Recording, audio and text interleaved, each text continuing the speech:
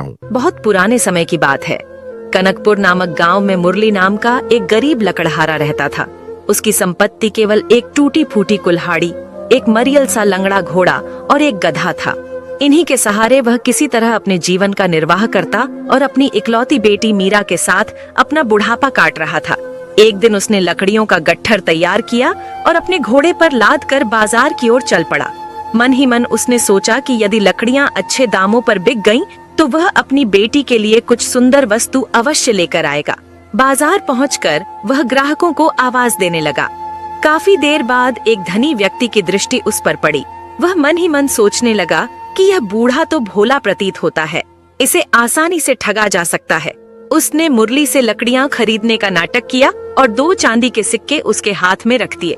सौदे की शर्त में उसने चालाकी से यह जोड़ दिया कि लकड़ियां जैसी हों वैसी ही उसे मिलेंगी।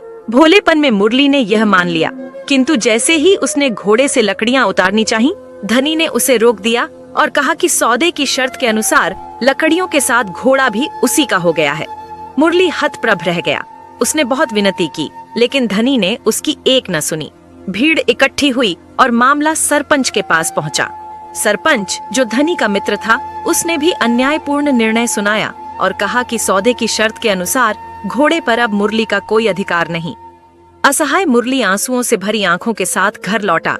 जब उसने अपनी बेटी को सारा हाल सुनाया तो मीरा ने पिता का साहस बढ़ाया। उसने कहा कि भगवान के घर देर है पर अंधेर नहीं। अगले दिन प्रातः मीरा ने स्वयं लकड़ियों का गट्ठर गड्ढे पर लादा और बाजार की ओर चल पड़ी। संयोग से वही धनी व्यक्ति उस दिन भी किसी को ठगने के इरादे से बाजार आया हुआ था। उसकी नजर मीरा पर पड़ी और उसने सोचा कि जैसे कल घोड़ा मिला था, वैसे ही आज गधा भी उसके हाथ लग जाएगा।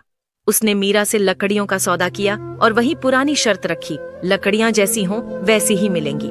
किंतु मीरा ने बुद्धिमानी से जवाब दिया कि पैसे भी उसी हाल में दिए जाएंगे जैसे वे होंगे। धनी हंस पड़ा और उसकी बात मान ली।